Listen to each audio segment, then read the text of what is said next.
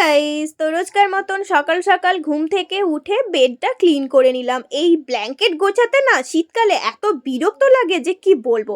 তারপরে দুজনে মিলে চা খেয়ে নিয়েছিলাম। আর অর্ঘ্য ব্রেকফাস্টের জন্য নিয়ে এসেছিল লাচ্ছা পরোটা, সেটাই খেয়েছিলাম।